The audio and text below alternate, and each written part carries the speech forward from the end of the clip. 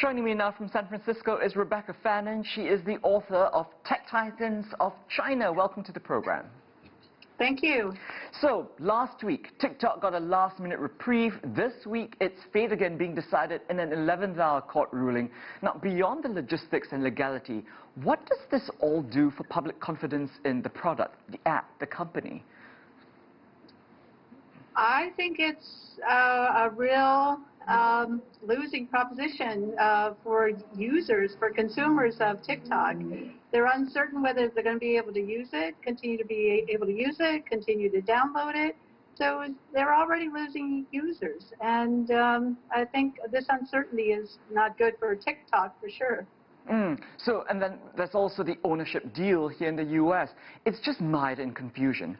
Whether or not it will go ahead with Oracle and Walmart, does that continue back and forth over the ban jeopardize ongoing talks over the ownership? I think so. It's been a lot of conflicting information, a lot of confusion around this. Banned and then not banned, and then export controls and then not export controls, and then judge rulings, and then whether oracles. It's just been a series of incidents since this whole thing began a few weeks ago. And how much longer can you foresee this dragging out? Well, it could drag out past the election, the U.S. election time. There are folks who say that this is really just becoming a political football, and TikTok is in the middle of it. This U.S.-China tech Cold War, and TikTok is unfortunately in the middle of it, and a lot of users will be the losers if a ban goes through.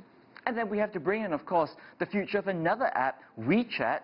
Still up in the air here, and operations meant to be severely curtailed last week until blocked by a judge. Now, the Trump administration says these Chinese-owned apps, they pose a national security threat, which they deny.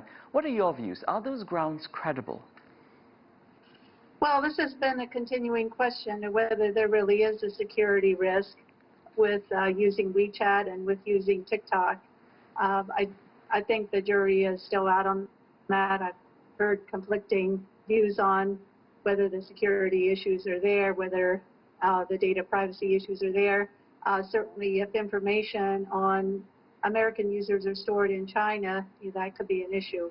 But in the TikTok situation, it's unclear whether the information will be stored in the U.S. or stored in China. So there's still a lot of issues to be sorted out.